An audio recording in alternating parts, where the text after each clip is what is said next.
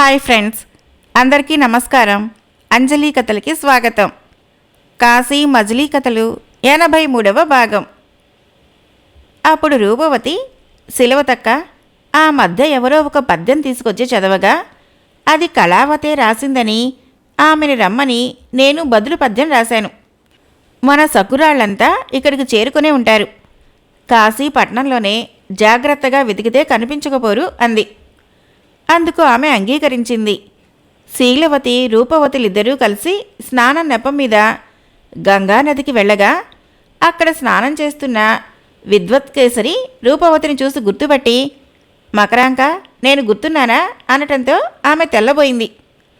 అప్పుడతడు తాను సత్వవంతుడి తండ్రి కాసరుడునని చెప్పి, శాపం వల్ల అప్పుడట్లా ఉన్నాను, ఈ క్షేత్రంలో నాకు శాప విమోచనం జరిగింది అని చెప్పగా ఆమె స్నానం చేస్తున్న సత్వవంతుణ్ణి చూపించింది. కానీ అతడే తన తండ్రిని పోల్చుకోలేకపోయాడు. తండ్రి కాళ్లకు నమస్కరించి అతడు ఎలా శాప విముక్తుడైంది తెలుసుకున్నాడు. విద్వత్కేసరి వారిని వెంట పెట్టుకుని శశాంక మహారాజు సౌధానికి వెళ్ళాడు. రూపవతి దూరం నుంచే శశాంకుని చూసి అతన్ని కళావతిగా గుర్తుపట్టింది. శీలవతికి కూడా చూపిస్తూ, ఆ శశాంకుడు మన కళావతే, సందేహం లేదు, దీన్ని బట్టి విద్యావతి కూడా ఇక్కడే ఉండి ఉంటుంది అని చెప్పింది. అప్పుడు విద్వత్కేసరి, మహారాజా, సత్వవంతుడు గంగానదిలో స్నానం చేస్తూ కనిపించాడు, అతడికి విద్య నేర్పిన మకరాంకుడు ఇతడే అంటుంటే శశాంకుడు పరీక్షగా చూసి, అరణ్యంలో అలా ఒంటరిగా వదిలి వచ్చేశానని కోపమా? రూపవతి, నా తప్పు మన్నించు అంటూ కౌగలించుకొని ఆనందించిన తర్వాత శీలవతిని చూపిస్తూ గుప్తవర్మగా, ఇతన్ని నువ్వెరుగకపోవచ్చు, ఇది శీలవతి అని చెప్పడంతో శశాంకుని రూపంలో ఉన్న కళావతి ఆశ్చర్యంగా ఆశ్లేషించింది. సత్వవంతుడు ఆ స్త్రీల సాహసానికి అచ్చురు ఉంది. పోలికలను బట్టి శశాంకుడు మీ స్నేహితురాలలో ఒకరిని మీకు మీరే సాటి అని మెచ్చుకున్నాడు. విద్యావతి జాడే ఇంకా తెలియవలసి ఉందనుకున్నారు. మరునాడు వాళ్ళు నాటక ప్రదర్శనకు సంబంధించిన ప్రకటన పత్రికను ఒకదాన్ని చూశారు. అందులో ఆ నాటకము కృతవర్మ రచన అని ఉంది. పైగా కరుణరస ప్రధానమైనదని, ఎంతో విద్వత్తును ఆర్జించిన 4 కన్యలకు సంబంధించిందని ఉంది. శీలవతి విద్యావతులనే 2 కన్యలకు పెళ్లి చేయబోగా వారికి అది ఇష్టం లేదని తెలిసినా మిగిలిన 2 కన్యలు కళావతి, రూపవతులు వాళ్లను ఊరు దాటించేసి నదిలో మునిగిపోయినట్లు కల్పించబడిన అద్భుత ప్రధాన నాటకము అని శీలవతి పెళ్లి కూతురు వేషం వేసుకుని గురుపుత్రికకు పెళ్లి చేయబోయే హాస్యరస నాటకము అని కథా సంగ్రహంలో ఉంది. ఆ నాటకకర్త తమ సకురాలు విద్యావతేనని వాళ్లకు అర్థమైంది. కృతవర్మ పేరిట ఆమె ఎక్కడ ఉన్నదో తెలుసుకుని రమ్మని ఒక సేవకుని నాటకశాలకు పంపగా అక్కడ అతన్ని లెక్క చేసేవారే లేకపోయారని, నాటక సంఘం వారి వైభవము మహారాజుల తలదన్నేలా ఉందని తెలిసింది. అందువల్ల శీలవతి, రూపవతి, కళావతి ముగ్గురు పురుష వేషాల్లోనే నాటకశాలలోకి ప్రవేశించారు. ప్రదర్శన అద్భుతంగా సాగింది. ఆ ప్రదర్శనకు యజ్ఞదత్త, ధనపాలురు కూడా వచ్చారు. వృషాంకుడు వచ్చాడు. వారికి తెలియని కొన్ని సందేహాలు మిగిలిపోయాయి. నాటక ప్రదర్శన పూర్తి అయ్యాక వారు ఆ నాటక ప్రదర్శనశాలలోనే లేచి నిలబడి తమ సందేహాలు సమాజం వారికి ఎరుకపరచగా, రచయిత కృతవర్మ అనారోగ్య కారణంగా ఉన్నందున మర్నాడు మధ్యాహ్నం జరగబోయే సభకు సందేహాలున్నవారు అవి తీర్చుకోవడానికి రావచ్చునని చెప్పారు. అయితే కృతవర్మకి అనారోగ్యమేమీ లేదు. ఆ వేషంలో ఉన్న విద్యావతి తాను ఆశించిన ప్రయోజనం పొందగలిగింది. ఆమె ఊహించినట్లుగానే ఆ ప్రదర్శనకి పురుష వేషాల్లో వెళ్ళిన శీల, కళ, రూపవతులు ముగ్గురు నాటకం అంతం కాగానే లోపలకు కబురు చేసి కృతవర్మని రప్పించారు. గుప్తవర్మగా ఉన్న శీలవతిని గుర్తుపట్టిన విద్యావతి ఆశ్చర్యంగా కౌగలించుకోగా అందరూ కలిసి శశాంక నివాసానికి పోయి మేడపైన విశ్రాంతిగా కూర్చొని ఒకరికొకరు తమ కథలు చెప్పుకున్నారు. మన 4 తల్లిదండ్రులు ఇక్కడే ఉన్నారని ఇందాకనే నాటక ప్రదర్శన అనంతరం తెలిసింది కదా. రేపు మనల్ని వారు కలుసుకుంటారా అని అడిగింది రూపవతి. ఇంకా చెప్పకుండా ఎన్నాళ్ళు దాస్తాము? ఇప్పటికి పడిన పాటలు చాలవా అంది శీలవతి. మనంతటా మనం పోకుండా ఆ కేసరిని పంపించి మన తల్లిదండ్రుల్ని ఇక్కడికి రప్పించాలి. అతడు మనల్ని ఇంకా పురుషులనే అనుకుంటున్నాడు. అయితే సత్వవంతుడికి మాత్రము మనం స్త్రీలమని తెలుసు. మనం అతన్ని వరించటము అందరికీ ఇష్టమే కదా అంది కళావతి. రూపవతి, మనదేముంది, అంతా ఆ భగవద్విలాసము అంటూ ఉండగా సత్వవంతుడు అక్కడికి వస్తూ మీ రహస్యాలకు అంతరాయం కలిగించానా అని అడిగాడు. అందుకు సమాధానంగా శీలవతి, మీ దగ్గర రహస్యాలేం లేవు మాకు. మీరు చేసిన ఉపకారానికి మీకు ప్రత్యుపకారం ఏమి చేయాలా అని ఆలోచించాం. ఇంకేముంది, తాము ఉత్తమ బ్రాహ్మణ పుత్రులు కనుక తమకు మేమంతా పరిచారికలమై ఉంటాము అన్నారు. ఆ మాటకి అతడు సంతోషించి వారిని వివాహం చేసుకోవటానికి అంగీకరించాడు. అంతలో తెల్లవారింది. విద్వత్కేసరికి 4 మిత్రురాళ్ళు విషయమంతా వివరించి రహస్య భేదనం చేశారు. తమ తమ తల్లిదండ్రుల్ని తీసుకురమ్మని అతనికి కొన్ని సంగతులు చెప్పి పంపారు. విద్వత్కేసరిని యజ్ఞదత్తుడు గుర్తించి, నా బాల్యమిత్రుడు ఇన్నాళ్ళకు కనిపించాడు అని చెంతనున్న ధర్మపాలునితో చెప్పి, ఏమయ్యా, ఎన్నాళ్ళకు కనిపించావు, ఎక్కడి నుంచి వస్తున్నావు, పిల్లలెందరూ అని కుశల ప్రశ్నలు వేస్తూనే అతన్ని ఉచితాసనం మీద కూర్చుండపజేసి రాజుకి ఆ విద్యుత్కేసరి వృత్తాంతమంతా చెప్పాడు. అప్పుడు ఆ కేసరి ఆ రాజును ఆశీర్వదించి ధర్మపాలునితో తాము బాల్యమిత్రులమని, యజ్ఞదత్తుడు అతని కూతుర్ని తన కోడలుగా చేస్తానన్నాడని, ఇప్పుడు ఆ సమయం వచ్చిందని చెప్పాడు. తాను తన పుత్రుణ్ణి కూడా తీసుకువచ్చానని అన్నాడు. అయితే విషయం తెలియని ధర్మపాలుడు, అయ్యో, ఈ యజ్ఞదత్తుని కూతురు శీలవతి నదిలో పడి మరణించడం వలనే విరక్తులమై మేమంతా తిరుగుతూ ఉన్నాము అన్నాడు. దానిక విద్వత్కేసరి నవ్వుతూ, రాజా, మీరు కూడా తబ్బిబ్బు పడుతున్నారే, ఇంతకు ముందే కదా వీరి పుత్రికను నేను చూశాను. ఇష్టం లేకపోతే ఇంకో మాట చెప్పండి, అమంగళాలు పలకకండి అన్నాడు. వాళ్ళంతా ఆశ్చర్యంతో అలాగా, ఎక్కడా అని ఆత్రంగా అడగ్గా తనతో పాటు వారిని తీసుకువెళ్ళాడు చూపించడానికి. శీల, కళ, విద్య, రూపవతులు 4 తమ తమ పూర్వపు వేషాలతో కూర్చొని మాట్లాడుకుంటూ ఉండగా యజ్ఞదత్తుడు, ధర్మపాలుడు మొదలైన వారంతా అక్కడికి వచ్చారు. తమ తల్లిదండ్రులకు నమస్కారాలు ఆచరించి, మా పొరపాట్లు మన్నించండి, బాల్య చాపల్యం కొద్దీ మిమ్మల్ని చాలా కష్టాలు పాల్చేశాం. ఇలా జరగటానికి అంతటికీ కారణము కాశీపురంలోని సిద్ధతీర్థంలో ఆనాడు మా గురువులు కోరిన వరాలే అంటూ తమ తమ వృత్తాంతాలు చెప్పి కరుణ, సంతోష, విస్మయ రసాల్లో అందర్నీ ముంచెత్తారు. సత్వవంతుడి శౌర్య సాహసాలు ముందే విన్నందున ధర్మపాలుడు సుముహూర్తం నిశ్చయించి అప్పటికప్పుడే సౌగంధికను, తారావళికి కూడా అక్కడికి రప్పించి కాశీ విశ్వేశ్వరుని సమక్షంలో వైభవంగా వివాహాలు జరిపించారు. సత్వవంతుడు మొదట శీలవతిని పెళ్లాడాడు. తర్వాత తారావళి, సౌగంధికులకు మంగళసూత్రాలు కట్టాడు. ఆ పిమ్మట విద్యావతి, రూపవతులను భార్యలుగా స్వీకరించాడు. ఆయా కన్యలకు వచ్చే రాజ్య భాగాలతో పాటు తన భుజబలంతో కొన్ని రాజ్యాలు సంపాదించి పూర్వపు రాజులు పాలించినట్లే ధర్మబద్ధంగా రాజ్యపాలన చేశాడు. అతని చరిత్రనే విద్వాంసులు గ్రంథాలుగా రాశారు. గోప, విను. ఆ సత్వవంతుడు శీల, కళ, విద్య, రూపవతులలో కొంతకాలము ఈ నగరాన్ని పరిపాలించాడు. అతని భార్యలు 4 ఈ తోటలో విహరిస్తూ ఈ మొక్కలు, చెట్లు తమ తమ పేర్లతో నాటించారు. అందువల్ల దీనిలో ఏ జాతి వృక్షమైనా, లత అయినా రకానికి 4 చొప్పున ఉండటానికి కారణమైంది. దీనివలన సిద్ధతీర్థ ప్రభావం కూడా తెలిసింది కదా. రెండింటికి ఈ కథే సమాధానం అని చెప్పగా ఆ శిష్యుడు సంతోషించి గురుదేవునితో కూడా ఆ రాత్రి సుఖంగా నిద్రపోయాడు. తదుపరి మణిసిద్ధుడు, గోపాలుడు వేరొక మజిలీకి చేరుకున్నారు. గురువర్య, ఈ పట్టణంలోని ముఖ్యమైన 4 రహదారుల కూడలిలో జనులు ఒకచోట మూగి చూస్తూ ఉంటే నేను అక్కడికి వెళ్ళి చూశాను. కొందరి దొమ్మరి వాళ్ళు డమరు, డక్కా వంటి వాద్యాలు మోగిస్తూ మనోహరమైన విన్యాసాలు చూపిస్తున్నారు.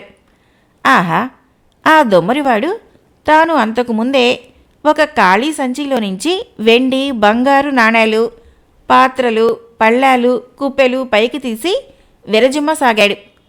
వాడి సామర్థ్యానికి నాకు చాలా ఆశ్చర్యం వేసింది. తర్వాత ఆ దొమ్మరి లేచి పళ్ళెం పట్టుకొని అందర్నీ అడుక్కున్నాడు. తలా ఒక కాణి ఆ పళ్ళెంలో వేశారు. స్వామి, వాడు స్వయంగా రూపాయలు చేసుకోగలడు గదా, మళ్ళీ ఒకళ్ళని అతడెందుకు యాచించడము? వాడికి ఆ శక్తి ఎలా కలిగింది? మీరట్లా సంచిలో చేయబట్టి వస్తువులు తెప్పించగలరా అన్న సౌనకుని మాటలు విని నవ్వుతూ మణిసిద్ధుడు ఇలా అన్నాడు. గోపా, మాకు అలాంటి సామర్థ్యం లేదు. ఇంద్రజాలాది మాయా విద్యల వల్ల అలాంటి వస్తువులు చూపిస్తుంటారు. అవి నిలిచేవి కావు. అయినా దొమ్మరి వాళ్లకు ఆ మహావిద్యలు ఎలా వస్తాయి? వాళ్ళు హస్తలాఘవం నేర్చుకున్న వాళ్లకు అంతకుముందు మనం గ్రహించలేని రీతిలోనే అందు వస్తువులుంచి చూపిస్తూ ఉంటారు. అవి నిలిచే వస్తువులు కావని మొదటనే చెప్పాను గదా, అందువలనే అతడు ప్రజలను అడుక్కుంటున్నాడు. అప్పుడు గోపాలుడు నవ్వుతూ, మహాత్మా, ఇంద్రజాలాది మహావిద్యల వల్ల వింతలు చూపించవచ్చునని చెప్పారు. ఆ విద్యలు ఎట్లాంటివో వాటిని గురించిన జరిగిన కథలు ఏమైనా వక్కాణించి నేడు కాలక్షేపం చేయండి అని వేడుకున్నాడు. ఆ యతి, ఔరా, నువ్వు అడిగిన ప్రశ్నకు జవాబు ఇచ్చాను కదా, ఇక జపం చేసుకుందాం అనుకున్నాను. నువ్వు ఊరకే వదులుతావా? నీకీ కథల జీతం ముట్టజపక ఒప్పుకునేలా లేవే అని నవ్వుతూ అని తన మణిని ఎదుట పెట్టుకొని అలాంటి కథను ధ్యానంతో మనసులో తోచేలా చేసుకొని వింత పొడగట్టగా వాడి ముఖంలోకి చూస్తూ, మంచి కథ చెప్తున్నాను, సావధానంగా విను అని ఇట్లా చెప్పసాగాడు.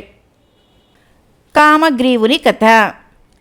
60 ఏళ్ల వయసు కలిగినవాడు, తపస్సు చేత కలిగిన తేజస్సున్నప్పటికీ పండిన వెంట్రుకలు, ముడతలు పడిన చర్మం కలిగినవాడు అయిన కామగ్రీవుడనే బ్రాహ్మణుడు విప్రకూటము అనే అగ్రహారం నడివీధిలోకి అల్లంత ప్రొద్దెక్కాక అడుగుపెట్టాడు.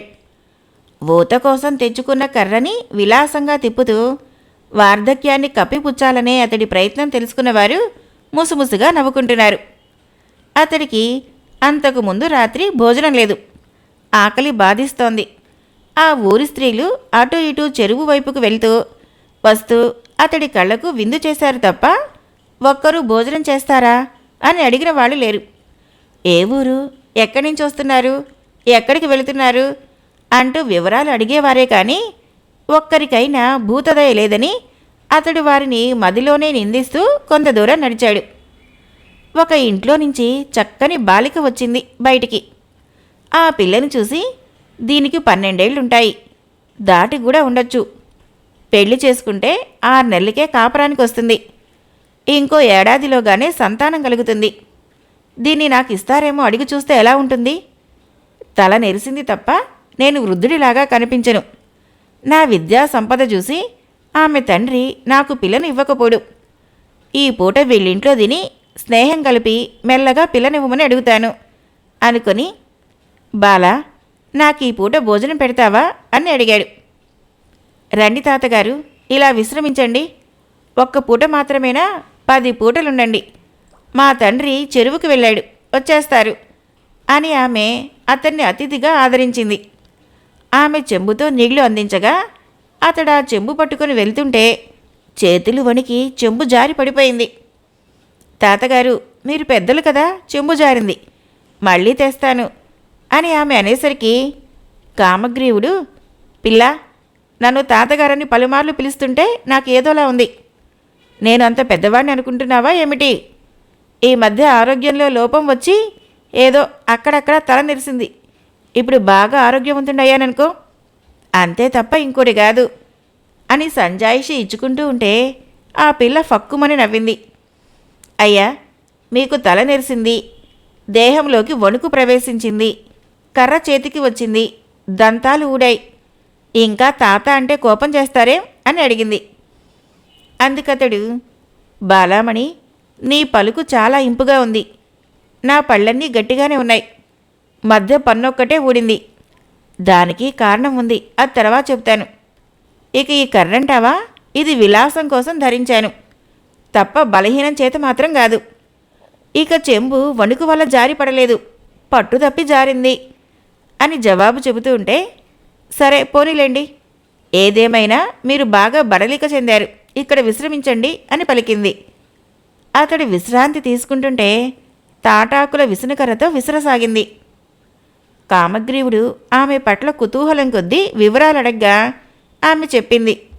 సరే, అన్నీ బాగానే ఉన్నాయి గాని సావిత్రి, మీ తండ్రి భట్టపాదుడు సకల శాస్త్రాలు చదివినవాడు, పండితుడు. అయినా నీకింకా పెళ్లి చేయలేదేం? 10 ఏళ్లు దాటిన పిల్ల రజస్వలైన దానితో సమానమని శాస్త్రాలు చెబుతున్నాయి కదా, మంచి సంబంధాలేం దొరకలేదా అని అడిగేసరికి ఆమె జవాబు ఇవ్వటానికి ఇష్టపడక వెళ్ళిపోయింది.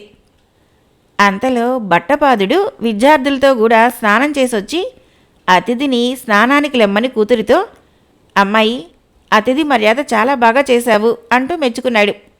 సావిత్రి, తండ్రి, ఆయనను తాతగారు అంటే ఆయనకు కోపం వచ్చింది. తాను ఇంకా యువకుడిని అనుకుంటున్నాడు ఆయన అని అంతకు ముందు జరిగిన సంభాషణ చెప్పి నవ్వింది. అతిథితో సహా అందరి భోజనాలు అయ్యాక ఆయన వివరాలు అడిగాడు భట్టపాదుడు.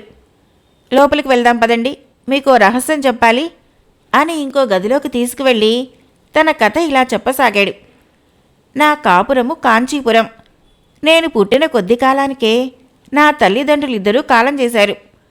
కొంతకాలము బంధువుల ఇంట గడిపి ఇక వారికి కూడా భారం కావటం ఇష్టం లేక పాండిత్యం అబ్బక ధన సంపాదన నిమిత్తమై ఓ పండితుడిని ఆశ్రయించగా, నాయనా, పూర్వపుణ్యం తప్ప భాగ్యం లభించదు. అయినప్పటికీ తపస్సుతో అది సాధించవచ్చు. కాశీకి అవతల హిమవత్పర్వతం మీద ఎందరెందరో యోగులు తపస్సు చేస్తుంటారు. వారిని ఆశ్రయిస్తే ఎవరికైనా నీ పట్ల కరుణ కలిగితే అనాయాస ధనప్రాప్తికేదో మార్గం చెప్పకపోరు అని సూచించాడు. నేను అష్టకష్టాలు పడి హిమాలయాలు చేరుకుని ఎందరినో ఆశ్రయించాను, శుశ్రూష చేశాను.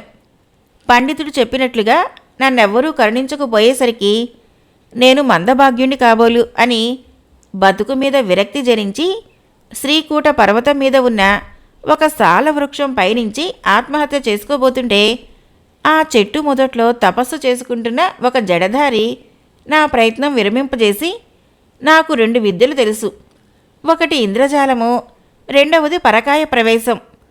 మొదటి దానివల్ల అపారంగా ధనం సంపాదించిన రాజుని కాలేక సుఖభోగాలు అనుభవించలేక ఈ విద్యలున్నా ఏం ప్రయోజనం అనుకొని వయస్సు మీద పడుతున్నందున వైరాగ్యం పూని ఇక్కడ తపస్సు చేసుకుంటున్నాను అని చెప్పేసరికి నాకెలాగైనా ఆ 2 విద్యలు కావాలనిపించి ఆ జడధారి వద్ద, వారి గురువుగారి వద్ద అవి పొందాను. అంతా జరిగేసరికి నాకు 30 ఏళ్ల ప్రాయం గడిచిపోయింది. అయితే ఆ విద్యలు నాకు దంతాలు ఉన్నప్పుడు మాత్రమే పనిచేస్తాయి.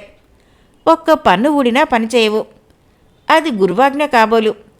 నా దురదృష్టవశాన కాశీలో గంగా స్నానం చేస్తుంటే కాలు జారి పన్నూడిపోయేసరికి ఇక నాకు ఆ విద్యలు పనిచేయవని, కనీసం నా పుత్రుడికైనా వాటిని ఉపదేశిద్దామని, పెళ్లి చేసుకుందామని ఇలా వచ్చాను. శీతల దేశంలో ఉన్నందున అధిక వయసున్నవాడిలా కనిపిస్తున్నాను. మీ పుత్రికనిచ్చి వివాహం చేస్తే నా పాండిత్యం వల్ల సుఖించవచ్చు అన్నాడు. భట్టపాదుడు అతడి వృత్తాంతమంతా విని, నీ మాటలు వింటూ ఉంటే నాకొక పూర్వగాథ జ్ఞాపకానికి వచ్చింది అంటూ తాను ఒక కథ చెప్పసాగాడు. కౌశికుని కథ. అచ్చ నీ మాదిరిగానే కౌశికుడు అనే బ్రాహ్మణుడు ఉండేవాడు. అతను చిన్నతనంలోనే తల్లిదండ్రులు కోల్పోయి ఆలనా పాలనా చూసేవారు లేకపోవడంతో స్వేచ్ఛగా తిరుగుతూ విద్యను నేర్చుకోకుండా విటులతో కలిసి జూదరులలో మేటి అయి, దొంగలకు నాయకుడై సత్రం భోజనం మఠం నిద్రగా కాలం గడిపేవాడు. అలాంటి వాడికి పిల్లనెవరైనా ఇస్తారా? చాలా కాలం పెళ్లి కాకుండానే ఉండిపోయాడు. అతనిలో వార్ధక్య చిహ్నాలు కనిపించసాగాయి. పండు వెంట్రుకలు పొడజూపాయి. తనకు పెళ్లి కాలేదని బాధతో ఒక రాత్రి అగ్రహారానికి వచ్చి ఒక బ్రాహ్మణుడి ఇంటి ముంగిట వీధి అరుగుపై పడుకుని ఉండగా లోపలి నుంచి ఈ విధంగా సంవాదం వినిపించింది. ఆ ఇంటి బ్రాహ్మణుడు తన భార్యతో, నీ కూతురికి సంబంధం గురించి నీకు బోలెడు ఆశలు ఉండవచ్చు, కానీ అవన్నీ జరిగేవి కావు. దేశమంతా తిరిగాను, చివరికి ఆ పెద్దన కొడుకే ఇచ్చి చెయ్యాలేమో అన్నాడు. దానికి ఆ ఇంటి ఇల్లాలు, నీ ప్రాణం ఉండగా అతడికి నా కూతుర్నివ్వను, కట్న కానుకలకు భయపడను. దీని అదృష్టం బాగుందని మన అమ్మాయికి పుట్టేవాడు రాజు అవుతాడని హయగ్రీవ సోమయాజి చెప్పాడు. అయినా పెద్దన్న భార్య చాలా గయ్యాలి. అలాంటి అత్తగారు ఉన్న చోట నా కూతురు ఏం కాపురం చేయగలదు? మన ఇంటికి వచ్చే అతిథికైనా ఇస్తాను కానీ ఆ పెద్దన్న కొడుకు మాత్రం నా కూతుర్నివ్వను అని గట్టిగా చెప్పింది. ఈ సంభాషణ అంతా విని కౌశికుడు ఆనందించి పొద్దున్నే లేచి విభూతి రేఖలు మెరిసేలా పెట్టుకొని పరమ శ్రోత్రీయులాగా తయారై వచ్చి, అయ్యా, కర్దముడు అంటే తమరేనా? మీకోసం ఎంతో దూరం నుంచి వెతుక్కుంటూ వచ్చాను అన్నాడు. దానికి ఆ బ్రాహ్మణుడు, అవును, కర్దముడు అంటే నేనే. నా కోసం మీరు అంత దూరం నుంచి ఎందుకు వచ్చారు? మీ రూపంలో తేజస్సు ఉంది. మీలాంటి వారికి నా మీద దయ కలగడానికి కారణం తెలుసుకోవాలని ఉంది అన్నాడు. దానికి కౌశికుడు, అయ్యా, మీకు పెళ్లి చేయవలసిన కుమార్తె ఉన్నదా? దానికి సమాధానం చెప్పాక నా గురించి మీకు చెబుతాను అన్నాడు. కర్దముడు ఉందని చెప్పాడు. అప్పుడు కౌశికుడు, నేను పశ్చిమ దేశస్థుణ్ణి, సకల శాస్త్రాలు చదివాను. 20 సంవత్సరాలు ఘోర తపస్సు చేయగా ఈశ్వరుడు ప్రత్యక్షమై వరం అడగమంటే అప్రయత్నంగా నా నోటి వెంట చక్రవర్తి కాగల కొడుకు కావాలి అనే మాట వచ్చింది. శంకరుడు నవ్వుతూ, ద్రవిడ దేశంలో తామ్రచూడం అనే అగ్రహారంలో కర్దముడు అనే బ్రాహ్మణుడు ఉన్నాడు. ఆయన కుమార్తె పెళ్ళిడుకు వచ్చింది. నా మాటగా చెప్పి పిల్లను అడుగు అని చెప్పాడు. అంతేకాకుండా వారు ఆ పిల్లని నీకిచ్చి పెళ్లి చేస్తారు. ఆమెకు కూడా రాజు కాగల కుమారుడు జన్మిస్తాడనే వరం ఉంది. అందువల్ల నీ కోరిక ఆమె వల్ల ఏడాదిలోగానే తీరుతుంది అన్నాడు. అప్పుడు నేను అలాంటి కోరిక కోరినందుకు పశ్చాత్తాపపడి, దారాపుత్రులు, స్థిరం లేనివారు, నాకు మోక్షం ప్రసాదించు అని వేడుకొనగా శివుడు దానికి అంగీకరించలేదు. ఆ బ్రాహ్మణుని కూతురు ఉత్తమురాలు, మంచి లక్షణాలు కలిగి ఉంది. ఆమెను నువ్వు తప్పకుండా వివాహం చేసుకోవాలి అని చెప్పి అంతర్ధానమయ్యాడు. ఏం చెయ్యాలో తెలియక మిమ్మల్ని వెతుక్కుంటూ వచ్చాను అని చెప్పాడు. కర్దముడు ఆశ్చర్యపోతూ ఈ విషయాన్నంతా తన భార్యకు చెప్పాడు. ఇక ఆ దంపతుల సంతోషానికి హద్దు లేకపోయింది. వివాహం అయిన తర్వాత గాని ఈ రహస్యం బయట పెట్టరాదని ఈశ్వరుడు చెప్పాడు. కనుక జాగ్రత్త అని కౌశికుడు వారిని హెచ్చరించాడు. ఆ మర్నాడే ముహూర్తం నిర్ణయించి ఆ రాత్రే రహస్యంగా పెళ్లి జరిపించారు. కనీసము బంధువులనైనా పిలవలేదు. 4 రోజుల తర్వాత కర్దముని అత్తగారు వచ్చి జరిగిందంతా తెలుసుకొని, అయ్యో, ఆ మాయల తొత్తు కొడుకు మాటలు మీరెందుకు నమ్మారే? బంగారం లాంటి పిల్లని ఆ నిర్భాగ్యుడికి ఇచ్చారా? ఏం చూసి పిల్లనిచ్చారు? వాడికి 40 ఏళ్ళు దాటిపోయాయి. చదువు లేదు, ధనం లేదు, గుణం లేదు. ఉత్తర దేశంలో వీడి చేయని వెధవి పనంటూ లేదట. వీడి గురించి అందరూ ఎంత నీచంగా చెప్పుకుంటున్నారో తెలుసా అంటూ బాధపడింది. దానికి ఆ పిల్ల తల్లి, అమ్మా, నీతో ఆ మాటలు చెప్పింది ఎవరో చెప్పు. మాకు మంచి సంబంధం వచ్చిందనే అసూయతో వాళ్ళు అలా చెప్పి ఉండవచ్చు అంది. నీ నోటికి జడిసే ఎవరూ నీ ముందు నిజం చెప్పలేకపోతున్నారు.